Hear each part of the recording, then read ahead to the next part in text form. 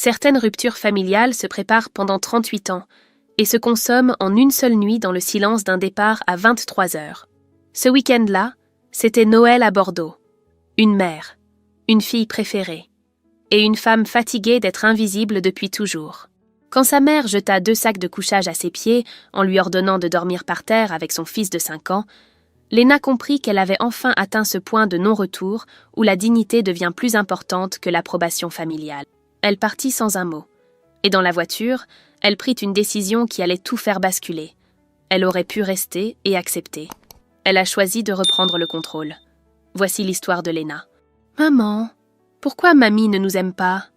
Mathis avait 5 ans quand il posa cette question qui brisa quelque chose en Léna, debout dans le salon de sa mère à Bordeaux avec 2 sacs de couchage jetés à ses pieds comme des ordures, et elle comprit à cet instant précis qu'elle ne pourrait plus jamais faire semblant que tout allait bien, que sa famille était normale, que l'amour maternel était quelque chose qu'on pouvait mériter en étant assez gentille, assez discrète, assez invisible.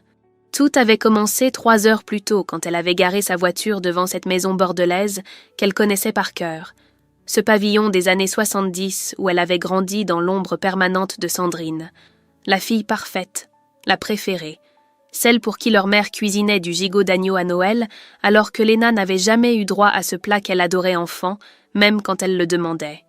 Mathis serrait son doudou sur le siège arrière, en demandant avec cet espoir innocent qui lui serrait le cœur si mamie serait contente de les voir, Léna avait menti en disant oui parce qu'elle ne savait pas encore comment expliquer à un enfant de 5 ans que certaines grand-mères ne savaient tout simplement pas aimer.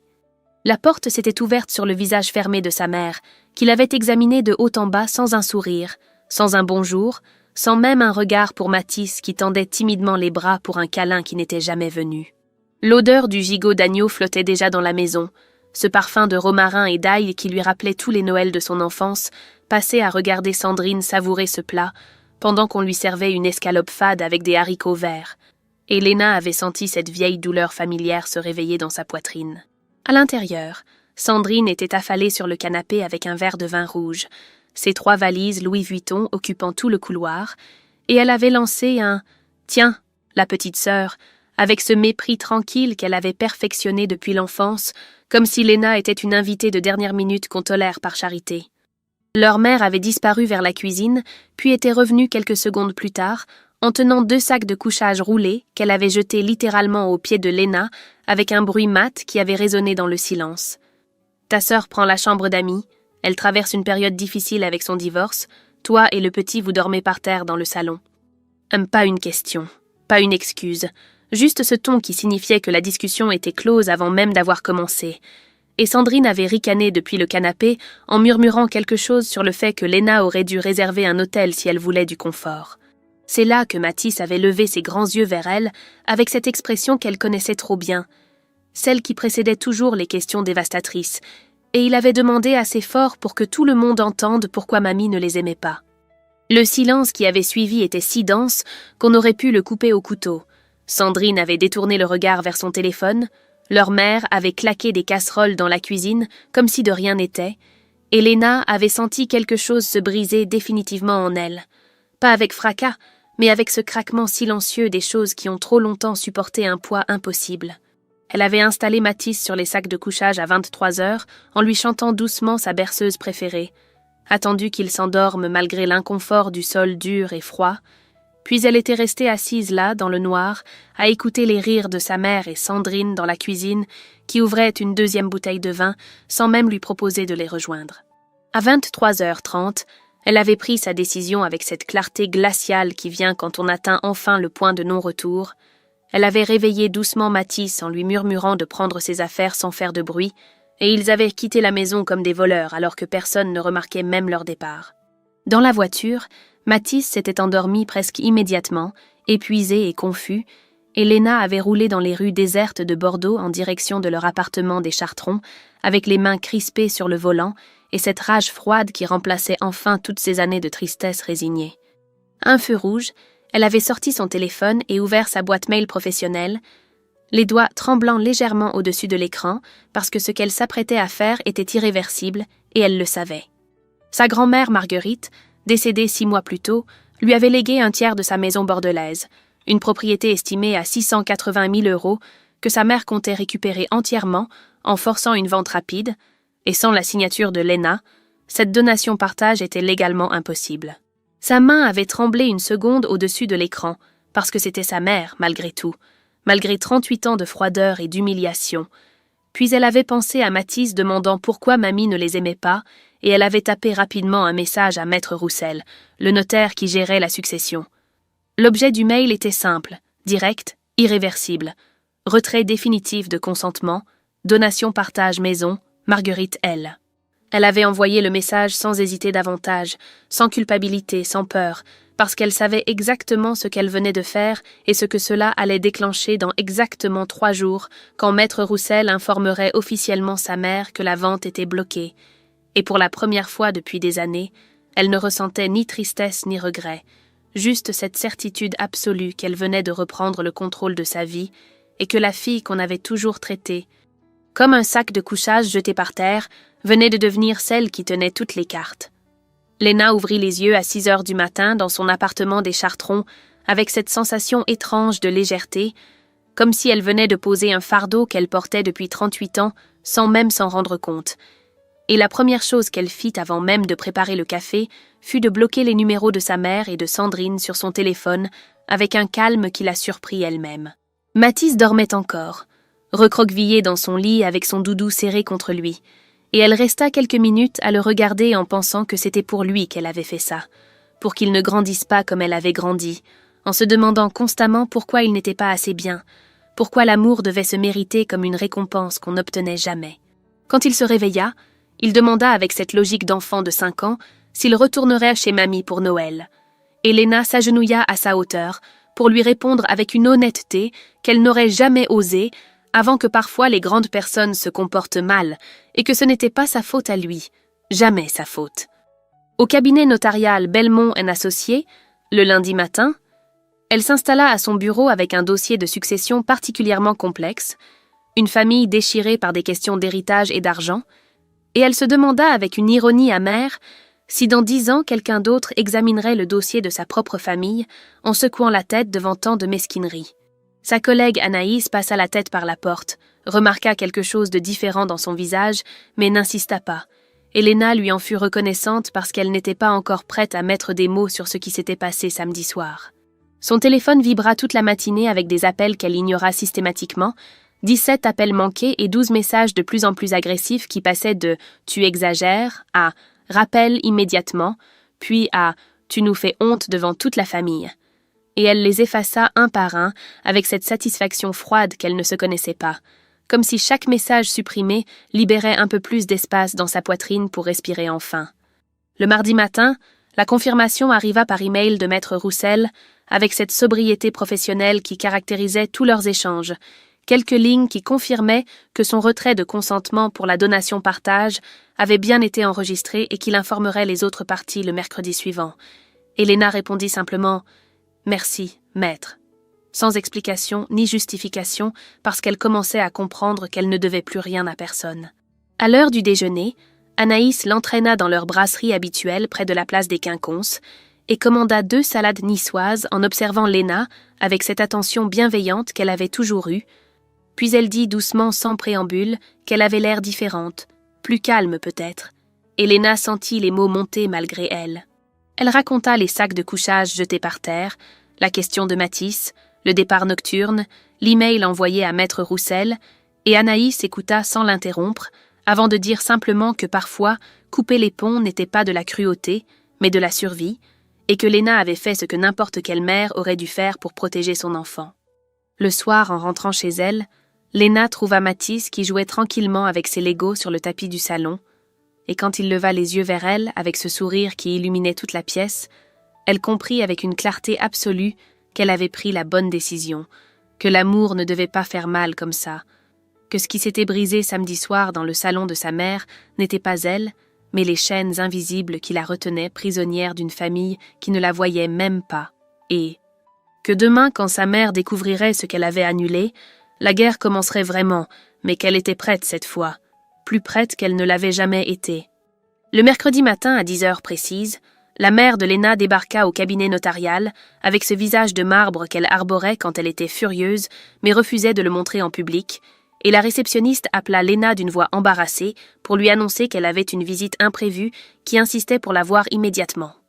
Lena la fit entrer dans son bureau vitré qui donnait sur l'open space, consciente que tous ses collègues pourraient voir la scène mais pas l'entendre, et sa mère s'assit sur la chaise en face d'elle avec cette raideur dans les épaules qui trahissait une rage contenue. « Maître Roussel m'a appelé hier soir », commença-t-elle d'une voix blanche en posant son sac longchamp sur ses genoux comme un bouclier. « Il dit que tu bloques la donation de grand-mère. » Lena croisa les mains sur son bureau et soutint le regard de sa mère sans ciller, surprise de constater que son cœur battait normalement, que ses mains ne tremblaient pas, que cette femme qui l'avait terrorisée pendant 38 ans n'avait soudain plus aucun pouvoir sur elle. « C'est exact. J'ai retiré mon consentement pour la donation-partage. Sans ma signature, la vente de la maison est impossible. » Sa mère blêmit légèrement, ses doigts se crispant sur l'anse de son sac, et Lena vit passer dans ses yeux cette expression qu'elle connaissait trop bien, ce mélange de surprise et d'indignation qu'elle affichait toujours quand quelqu'un osait lui résister. « Comment oses-tu? Cette maison vaut 680 000 €. Ta grand-mère voulait que nous en profitions maintenant, pas dans 20 ans. »« Grand-mère a laissé cette maison en indivision à nous trois, » répondit Lena calmement en ignorant la vibration de son téléphone sur le bureau. « Maman, toi et moi. Le Code civil est très clair, article 815. Aucun héritier ne peut être forcé de rester en indivision, mais aucun héritier ne peut non plus forcer les autres à vendre. Tu voulais tout récupérer seul, via une donation-partage, mais j'ai le droit de refuser. » Sa mère se pencha en avant, la voix sifflante maintenant qu'elle perdait son sang-froid malgré les regards curieux à travers la vitre. « Tu nous punis pour un week-end raté? Pour 2 sacs de couchage? Tu es si mesquine que ça ?» Et c'est à ce moment précis que Lena comprit que sa mère ne voyait vraiment pas, qu'elle ne comprendrait jamais que le problème n'était pas les sacs de couchage, mais 38 années d'humiliations accumulées, de préférences affichées pour Sandrine, de mépris quotidien déguisé en normalité familiale. « Ce n'est pas une punition », dit Lena d'une voix qu'elle ne reconnut pas elle-même, cette voix calme et ferme qu'elle utilisait avec ses clients les plus difficiles. « C'est une protection. Cette maison sera vendue quand Mathis aura 18 ans. L'argent ira sur un compte bloqué pour ses études. C'était la volonté de grand-mère et c'est ce qui arrivera. » Sa mère se leva brusquement, la chaise raclant le parquet dans un bruit strident qui fit tourner toutes les têtes dans l'open space. « Tu nous trahis pour de l'argent. Tu n'as jamais été qu'une égoïste. Sandrine avait raison sur toi depuis le début. » Elle sortit du bureau en claquant la porte, et Lena resta immobile à son bureau pendant 10 bonnes minutes, fixant le mur blanc devant elle en essayant de comprendre pourquoi elle ne ressentait ni culpabilité, ni tristesse. Juste cette fatigue immense d'avoir toujours été celle qu'on blâme. Ce soir-là, chez sa psychologue, une femme d'une 60aine d'années avec des lunettes rondes et une voix douce qu'elle consultait depuis 6 mois, Lena raconta la scène du cabinet et la question tomba comme un coup près. « Quand vous étiez enfant, aviez-vous l'impression que tout ce qui n'allait pas dans la famille était votre faute ?» Lena s'arrêta net, la gorge serrée, parce que oui, toujours, depuis qu'elle avait 5 ans et que sa mère lui reprochait de faire pleurer Sandrine quand...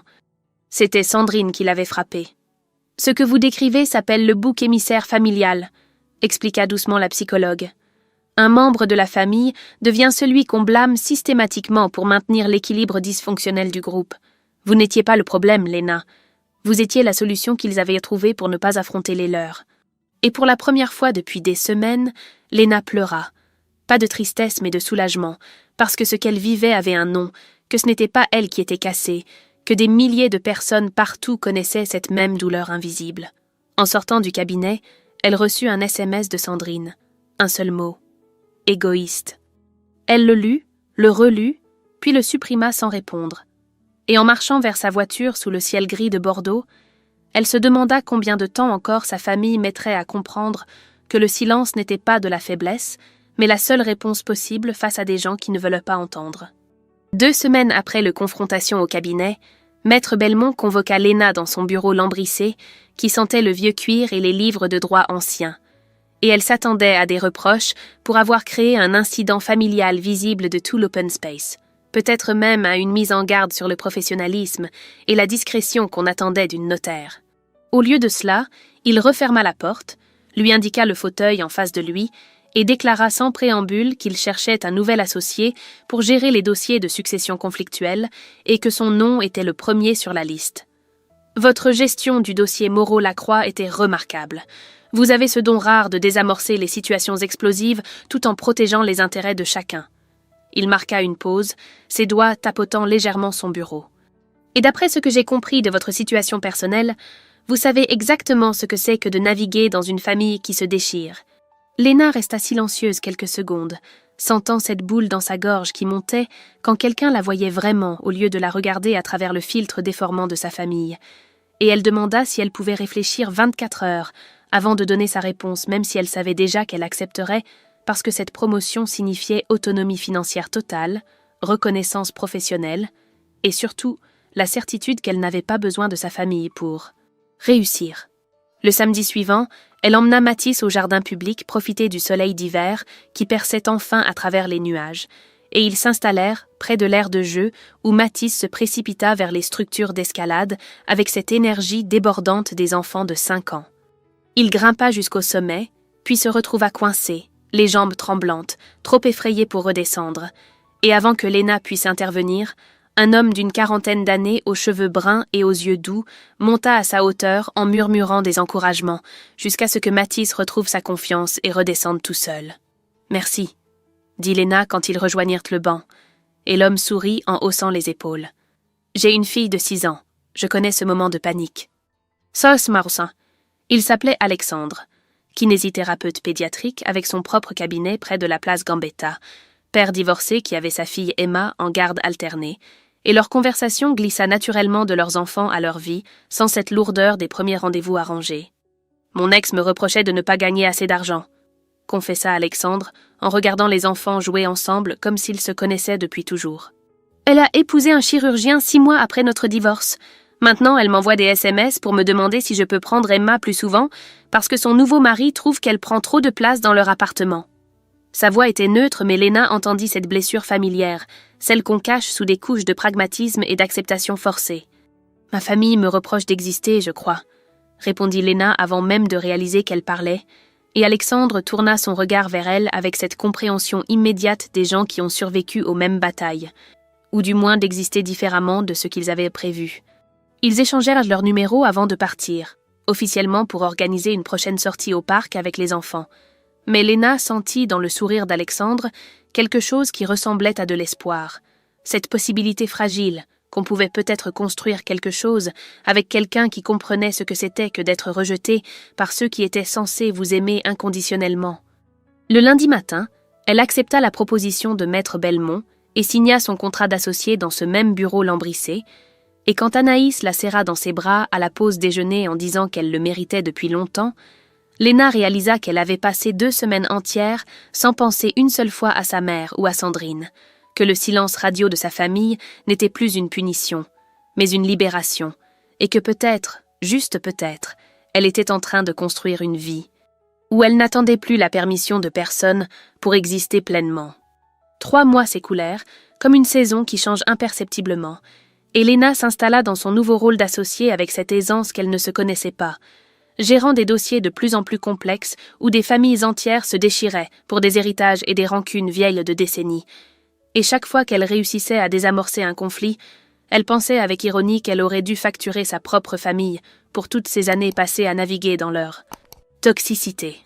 Un matin de mars, une journaliste de Sud-Ouest l'appela pour une interview sur les successions conflictuelles et la médiation familiale. Un sujet qui intéressait de plus en plus de lecteurs, dans une société où les familles se déchiraient autant pour l'argent que pour des questions d'amour et de reconnaissance jamais résolues. L'article parut 1 semaine plus tard, avec sa photo professionnelle. 3 colonnes en page 5, où elle expliquait avec cette clarté qu'elle avait développée que protéger un héritage pour la génération suivante n'était pas de l'égoïsme, mais de la responsabilité, que parfois dire non à sa famille était le seul moyen de préserver ce qui comptait vraiment. Sa mère vit l'article chez son coiffeur du cours de l'intendance, coincée sous le casque du brushing, avec le journal ouvert devant elle, et des connaissances la félicitèrent en sortant avec cette admiration sincère pour la réussite de sa fille notaire. Et elle sourit en remerciant d'une voix étranglée avant d'envoyer un SMS à Léna sitôt rentrée chez elle. « Tu te crois supérieure maintenant ? Tu étales ta réussite dans les journaux pendant que ta sœur cherche du travail ?» Léna lut le message, sentit cette vieille douleur familière essayer de remonter, puis l'effaça sans répondre, parce qu'elle commençait à comprendre que le silence était parfois la réponse la plus éloquente. Alexandre et elle se voyaient maintenant régulièrement, sortis au cinéma avec Mathis et Emma, qui s'entendaient les comme des complices. Marcher le dimanche matin, où ils achetaient des fruits et du fromage en se racontant leur semaine. Dîner tranquille, après avoir couché les enfants, où les conversations glissaient naturellement de la surface vers les profondeurs sans cette pression des débuts de relation.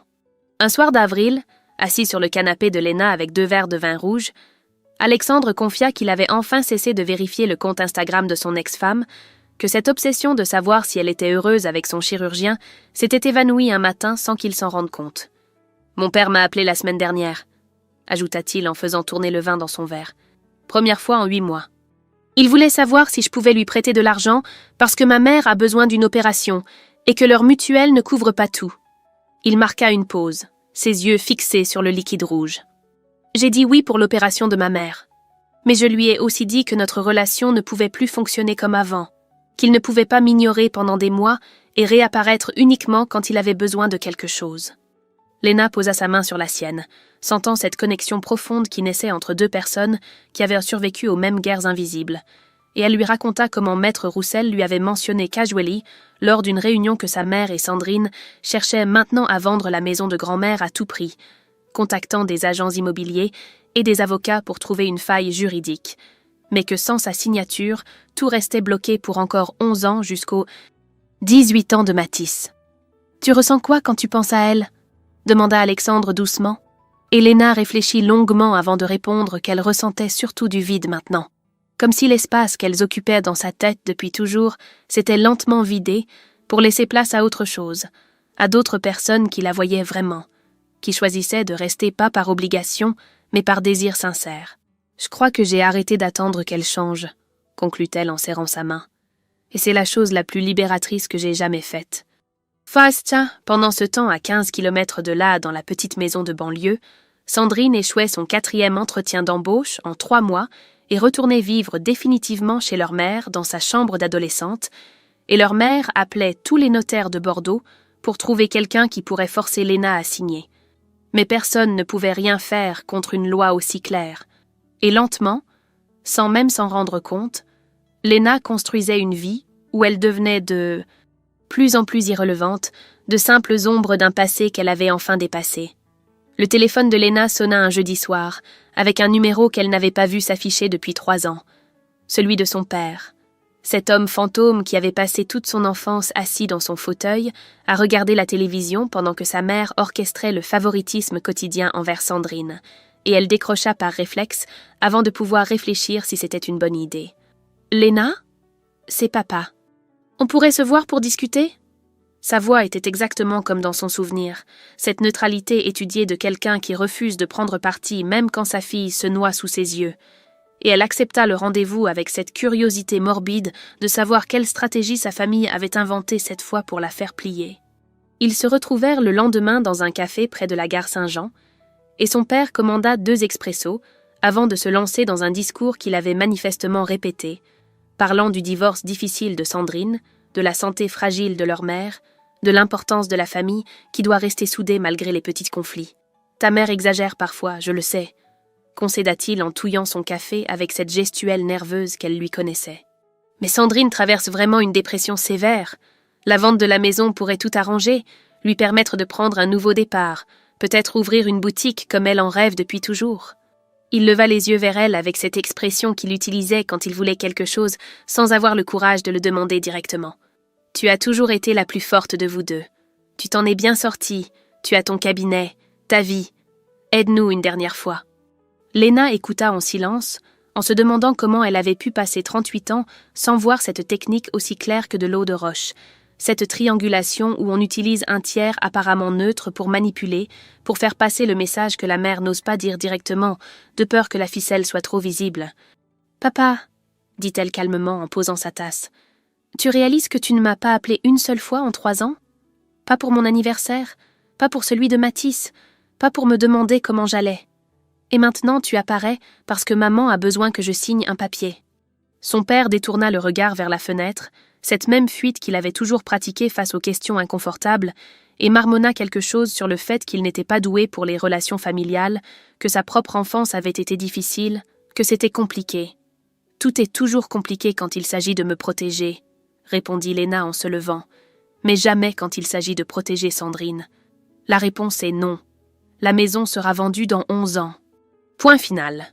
2 jours plus tard, Sandrine elle-même débarqua au cabinet à l'heure du déjeuner. Pas hystérique cette fois, mais fatiguée, les traits tirés, les cheveux mal coiffés, et Léna accepta de prendre un café avec elle dans la brasserie d'en face, par curiosité morbide de voir jusqu'où sa famille était prête à aller. Sandrine commanda un thé vert qu'elle ne but pas, fixant la tasse comme si les réponses à sa vie s'y trouvaient, et finit par dire d'une voix étranglée qu'elle avait besoin de cet argent, que leur mère lui avait promis de l'aider à ouvrir une boutique de décoration si la maison se vendait. « Maman dit que tu nous punis », murmura Sandrine en relevant enfin les yeux. « Que tu as tout maintenant, ta carrière, ton nouveau copain, ton appartement, et que tu nous regardes crever sans rien faire. » Et pour la première fois depuis des mois, Léna vit vraiment sa sœur. Pas la fille dorée qui avait toujours eu tous les privilèges, mais une femme de 35 ans qui vivait encore chez sa mère, qui n'avait jamais appris à se débrouiller seule parce qu'on lui avait toujours tout donné sans qu'elle ait à le mériter. « Tu ne trouves pas bizarre, dit Léna doucement, qu'on ne se soit jamais vraiment parlé, que maman ait toujours été entre nous, à te dire ce que je pensais, à me dire ce que tu pensais, sans qu'on se parle directement ?» Sandrine resta silencieuse, ses doigts tripotant nerveusement la anse de sa tasse, et Léna continua avec cette clarté qui venait de 6 mois de thérapie intensive. « Elle nous a monté l'une contre l'autre depuis qu'on est petite. Toi, tu étais la préférée, ce qui te donnait un sentiment de supériorité, mais aussi une dépendance totale à son approbation. Moi, j'étais le bouc émissaire, celle qu'on blâme, ce qui m'a forcée à devenir autonome. On est toutes les deux ses victimes, juste de manière différente. » Sandrine se leva brusquement, laissa 5 € sur la table pour son thé intact et dit d'une voix tremblante avant de partir qu'elle ne savait plus quoi penser, que tout était trop compliqué, et Léna la regarda s'éloigner en se demandant si sa sœur trouverait un jour le courage de voir la vérité, ou si elle resterait prisonnière de cette dépendance toxique jusqu'à ce qu'il soit trop tard. Et elle rentra au cabinet avec cette paix étrange de savoir qu'elle avait tendu une main mais que personne n'était obligé de la saisir, que parfois aimer de loin était la seule forme d'amour possible. L'invitation arriva mi-juin sur papier crème, avec le logo de l'Ordre des notaires de Bordeaux gravé en relief. Un gala annuel où Léna était conviée en tant que nouvelle associée, et elle hésita 3 jours avant de demander à Alexandre s'il accepterait de l'accompagner. Surprise quand il répondit immédiatement oui, avec ce sourire qui lui donnait encore des papillons dans le ventre après 4 mois de relation. Le soir du gala, elle enfila une robe bleu nuit simple mais élégante qu'Anaïs l'avait aidée à choisir, et Alexandre arriva chez elle en costume sombre avec un bouquet de pivoine blanche qu'il tendit à Mathis en disant que c'était pour décorer l'appartement pendant leur absence, et elle réalisa en les regardant rire ensemble qu'elle n'avait jamais imaginé que l'amour pouvait ressembler à ça, à cette facilité tranquille sans drame ni manipulation. La salle de réception du grand hôtel bruissait de conversations feutrées et de rires polis, et Léna reconnut la moitié des notaires bordelais avec qui elle travaillait régulièrement. Des visages familiers qui la saluèrent avec cette cordialité professionnelle qu'elle appréciait pour sa simplicité. Maître Belmont monta sur l'estrade après le dîner et annonça plusieurs distinctions. Et quand il prononça son nom pour une reconnaissance spéciale en médiation familiale, Léna sentit son cœur s'accélérer tandis qu'elle montait rejoindre la scène sous les applaudissements polis de l'assemblée. Léna incarne cette nouvelle génération de notaires qui comprend que notre métier ne consiste pas seulement à gérer des transactions légales, mais à préserver des liens humains quand tout menace de se déchirer, déclara Maître Belmont en lui remettant un diplôme encadré. Son approche innovante des successions conflictuelles a permis de résoudre plusieurs dossiers que nous pensions insolubles. Léna prononça quelques mots de remerciement sans note, parlant simplement de l'importance de protéger les héritages pour les générations futures, plutôt que de satisfaire des besoins immédiats, et en redescendant de la scène, elle croisa le regard d'Alexandre au fond de la salle, qui souriait avec cette fierté authentique qu'elle n'avait jamais vue dans les yeux de sa propre famille. Le lendemain matin, l'article parut en page 3 de Sud-Ouest avec une photo d'elle recevant sa distinction, 3 colonnes qui détaillaient son parcours et citaient ses propos sur la médiation familiale, et à 11 heures, sa mère tomba sur le journal chez son kinésithérapeute où elle attendait son rendez-vous pour son dos, qui la faisait souffrir depuis des mois. Des patientes qu'elle connaissait vaguement s'approchèrent pour la féliciter d'avoir une fille si brillante, et elle sourit en murmurant des remerciements tandis que quelque chose se tordait dans sa poitrine, cette reconnaissance publique qu'elle avait toujours refusé de donner à Léna, maintenant offerte par des étrangers qui voyaient ce qu'elle avait toujours refusé de voir. Sandrine découvrit l'article via Facebook où des connaissances communes avaient partagé le lien en commentant l'impressionnant parcours de Léna, et elle cliqua aussi sur le profil d'Alexandre par curiosité morbide, découvrant les photos de son cabinet de kinésithérapie pédiatrique moderne et lumineux, les articles de presse locale sur ses méthodes innovantes, cette vie construite pierre par pierre que Léna avait réussi à bâtir pendant qu'elle-même restait coincée dans la chambre de son adolescence. Le soir même, Léna reçut un message de sa mère, pas sur son téléphone qu'elle avait toujours bloqué, mais via LinkedIn, où sa mère avait créé un profil spécialement pour pouvoir la contacter. « Tu nous as ridiculisés. Tout Bordeaux parle de toi pendant que ta sœur ne trouve pas de travail. Ne reviens jamais. » Léna lut le message 3 fois, le montra à Alexandre qui serrait sa main en silence, et elle réalisa avec une clarté absolue que cette rupture définitive qu'elle avait amorcée en décembre était maintenant consommée, que sa mère venait de fermer elle-même la porte, que Léna avait simplement entr'ouverte, et qu'étrangement, au lieu de ressentir de la tristesse, elle ne ressentait qu'un immense soulagement, comme si quelqu'un venait enfin de lui donner la permission qu'elle attendait depuis 38 ans de vivre sa vie sans regarder constamment par-dessus son épaule. 6 mois s'écoulèrent dans cette paix étrange que Léna n'avait jamais connue. Une vie construite autour de Mathis qui grandissait serein sans les tensions familiales toxiques, d'Alexandre qui s'installait progressivement dans leur quotidien avec Emma, et de ce cabinet notarial où elle gérait maintenant les dossiers les plus complexes avec une assurance qu'elle ne se connaissait pas, et elle commençait à croire que le chapitre de sa famille était définitivement clos quand son téléphone sonna un mardi matin avec un numéro qu'elle ne reconnut pas immédiatement. C'était Sandrine, la voix blanche et tremblante, qui annonça sans préambule que leur mère avait fait un AVC léger la veille au soir, qu'elle était à l'hôpital Pellegrin en observation, qu'elle demandait à voir Léna même si elle ne voulait pas l'admettre directement. Léna resta silencieuse pendant 10 longues secondes, sentant cette vieille culpabilité familière essayer de remonter comme une marée noire, puis elle demanda calmement dans quel service se trouvait sa mère et raccrocha en promettant de passer dans l'après-midi. Alexandre, qui avait entendu la conversation depuis la cuisine où il préparait le petit déjeuner, vint s'asseoir à côté d'elle sur le canapé et dit simplement qu'elle n'était pas obligée d'y aller, que personne ne pourrait la blâmer après tout ce qui s'était passé, et Léna secoua la tête en murmurant qu'elle devait y aller, pas pour sa mère mais pour elle-même, pour fermer ce chapitre proprement sans regret qui la hanterait plus tard. L'hôpital sentait ce mélange de désinfectant et de café froid qu'elle avait toujours détesté, et elle trouva la chambre 412 au 3e étage de la neurologie où sa mère était allongée dans un lit médicalisé, le visage plus pâle qu'elle ne l'avait jamais vu, une perfusion dans le bras gauche et ce regard qu'elle ne lui connaissait pas, quelque chose entre la peur et une vulnérabilité qu'elle n'avait jamais montrée. Sandrine était assise sur la chaise visiteur, les yeux rouges, et elle se leva en voyant Léna entrer mais ne dit rien, se contentant de sortir de la chambre pour leur laisser quelques minutes seuls. « Je me suis trompée sur toi », murmura sa mère d'une voix faible qui n'était plus du tout celle de la femme autoritaire qui avait jeté des sacs de couchage à ses pieds 8 mois plus tôt. Et Léna s'assit sur le bord du lit en cherchant dans ses mots quelque chose qui ressemblerait à des excuses authentiques, mais ne trouvant que cette peur primitive de la mort et de la solitude qui fait dire aux gens ce qu'ils croient qu'on veut entendre. « Je sais », répondit Léna calmement en posant sa main sur celle de sa mère, ce contact physique qu'elle n'avait pas eu depuis des années et qui lui semblait étrangement impersonnel maintenant, comme toucher la main d'une inconnue. « Mais je ne reviendrai pas. Mathis et moi allons bien. Vous serez toujours ma mère, mais je ne peux plus être votre fille de la manière dont vous l'attendez. » Sa mère ferma les yeux, une larme roulant sur sa joue creusée, et Léna resta 20 minutes à tenir cette main froide en se demandant si c'était de la compassion ou juste de la politesse, cette capacité à être présente sans s'impliquer émotionnellement qui était peut-être la seule forme d'amour filial qu'elle pouvait encore offrir. Dans le couloir après être sortie, elle croisa une infirmière qui la reconnut du journal et lui dit avec un sourire admiratif que sa mère parlait d'elle différemment aux médecins, qu'elle avait même montré l'article de Sud-Ouest à plusieurs reprises en expliquant que sa fille était notaire associée. Et Léna comprit avec cette clarté douloureuse que sa mère avait toujours été fière d'elle, juste incapable de le montrer directement, prisonnière de cette dynamique familiale toxique qu'elle avait elle-même créée et dont elle ne savait plus sortir. Sandrine l'attendait près de la machine à café, tenant 2 gobelets fumants qu'elle n'avait manifestement pas l'intention de boire, et elle tendit l'un à Léna en murmurant un merci à peine audible.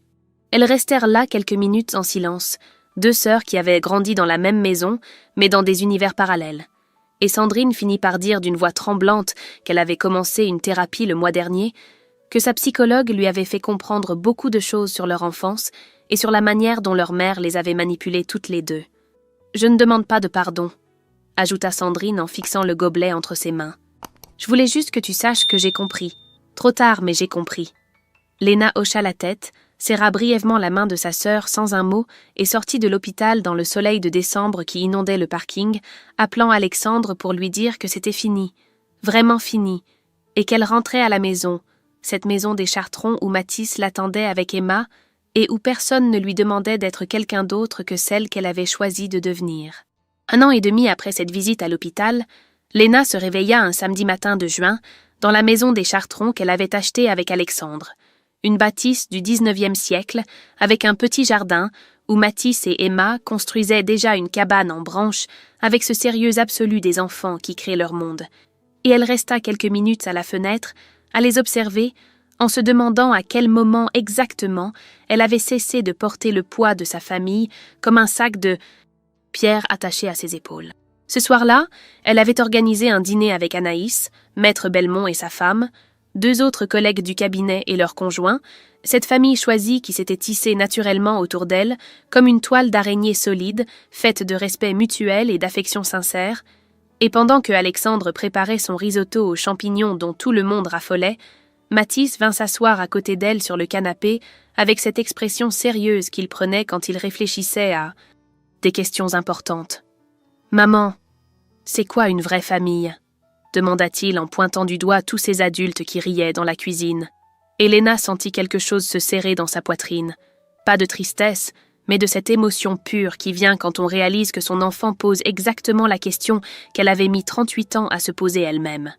Elle s'agenouilla à sa hauteur, prit ses petites mains dans les siennes et répondit avec cette honnêteté qu'elle s'était promis de toujours lui offrir qu'une vraie famille, ce sont les gens qui te respectent, même quand tu les déçois, qui te soutiennent, même quand tu fais des erreurs, qui célèbrent tes victoires sans jalousie et qui restent présents dans tes défaites. Pas forcément ceux qui partagent ton sang, mais ceux qui choisissent chaque jour de rester à tes côtés. Maître Belmont leva son verre pendant le dîner en proposant un toast à Léna, qui venait de résoudre le dossier Fontaine-Mercier que tout Bordeaux croyait insoluble. Et tout le monde applaudit avec cette chaleur authentique qui n'attendait rien en retour, et elle réalisa que c'était ça le vrai luxe. Être entourée de gens qui la voyaient vraiment, qui ne projetaient pas sur elle leurs propres frustrations ou leurs attentes impossibles. Plus tard dans la nuit, alors que tout le monde était parti et que les enfants dormaient à l'étage, Léna s'installa sur la terrasse avec Alexandre sous le ciel étoilé de Bordeaux en lui confiant qu'elle avait reçu un message de Sandrine 2 mois plus tôt, juste 3 lignes pour dire qu'elle avait déménagé à Lyon pour prendre un nouveau départ, qu'elle continuait sa thérapie, qu'elle ne demandait rien mais voulait juste que Léna sache qu'elle comprenait maintenant. Elle avait répondu un seul mot, « courage », et c'était tout ce qui était possible entre elles, cette reconnaissance à distance sans réconciliation, parce que Léna avait appris dans le cabinet de sa psychologue cette distinction cruciale que tant de gens confondent, que le pardon est quelque chose qu'on fait pour soi-même pour se libérer de la haine, mais que la réconciliation est un choix qui ne se doit à personne, surtout pas à ceux qui ont passé des décennies à nous détruire méthodiquement. Sa mère vivait maintenant dans une résidence médicalisée près de Mérignac. Sandrine payait une partie des frais avec son nouveau salaire de Lyon, et Léna envoyait un chèque mensuel par sens du devoir filial, mais ne rendait pas visite. Et cette indifférence qu'elle avait atteinte n'était ni de la cruauté, ni du déni, mais cette paix immense qui vient quand on accepte enfin que certaines personnes ne changeront jamais et qu'on n'a pas à se consumer en essayant de les sauver. La maison de grand-mère serait vendue dans 9 ans maintenant quand Mathis aurait 18 ans, et cet argent irait sur un compte bloqué pour ses études, comme elle l'avait toujours prévu. Mais le vrai héritage qu'elle lui laissait n'était pas cette somme sur un relevé bancaire, c'était cette capacité à établir des limites saines, à choisir qui mérite une place dans sa vie, à construire une famille qui vous élève au lieu de vous détruire. Alexandre passa son bras autour de ses épaules, et Léna appuya sa tête contre lui, en pensant que pendant 38 ans, Elle avait attendu que sa famille lui donne la permission d'exister, et qu'il avait suffi qu'elle se la donne elle-même pour que tout change, pour qu'elle devienne enfin visible, non pas à leurs yeux mais aux siens, et c'était la seule reconnaissance qui avait jamais vraiment compté. L'histoire de Lena pose une question difficile. Établir des limites avec sa famille est toxique? Est-ce de l'égoïsme ou de la survie? Lena a choisi de protéger son fils et de bloquer l'héritage. Certains diront qu'elle avait raison, d'autres qu'elle est allée trop loin. Et vous, qu'en pensez-vous? Avez-vous déjà dû couper les ponts avec votre famille? Partagez votre avis dans les commentaires. Si cette histoire vous a touché, likez et abonnez-vous pour d'autres récits sur la résilience familiale. Et rappelez-vous, la vraie famille est celle qu'on choisit de construire. Спасибо еще раз огромное.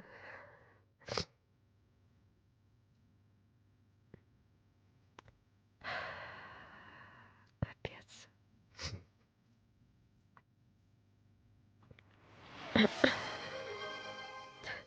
Какой он.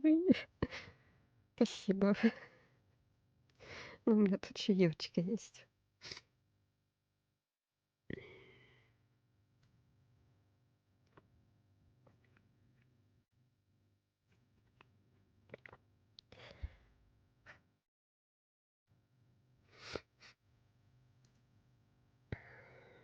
Довели меня опять до слез. Ужас. Так, сейчас, ребят, я высморкаюсь. Это из-за того, что плакала. У меня опять сопли появились. Не, в маску нельзя. Сейчас, секунду.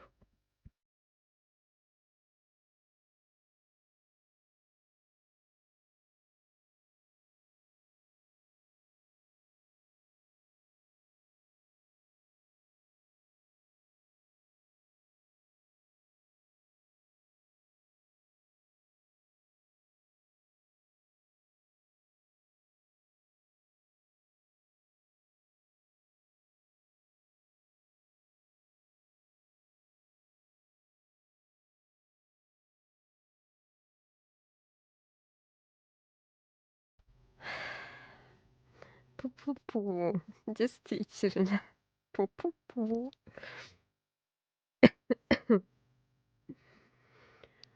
Ой, ну ты, конечно, дал жару мошенник. Я в шоке. Чуть-чуть. Я тоже заболела вот острый бронхит. Давай выздоравливай. У меня тоже бронхит был. Поэтому понимаем.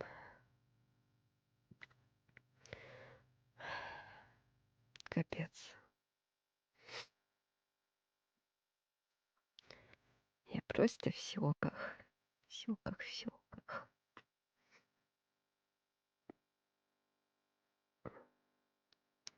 Каша задрала почти до рвоты. Я тебя понимаю, у меня точно так же было.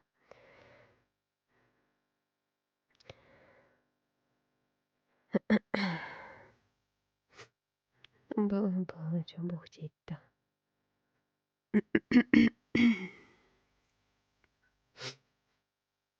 Ой, господи.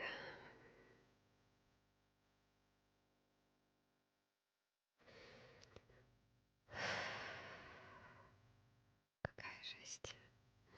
Бывает иногда.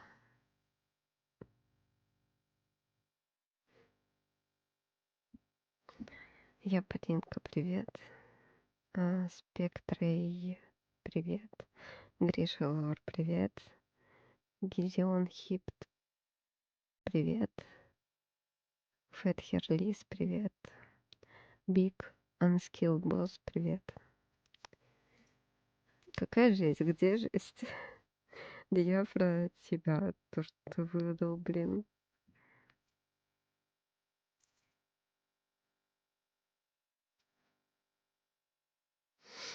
Нет, я не помню, когда я донатила тот мошенник шел. Чего? В смысле не лился? Я вообще-то тоже плакать. Не надо, Ляля. Привет, Хартик. 26. Хау, привет.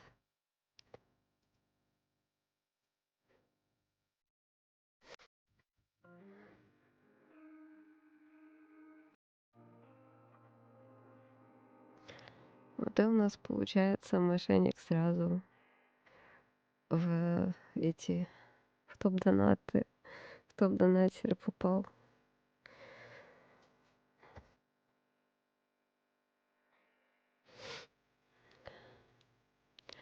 Кстати, вот Юра и мошенник, вы против или не против того, чтобы вы были в топ-донатах на этих в описании?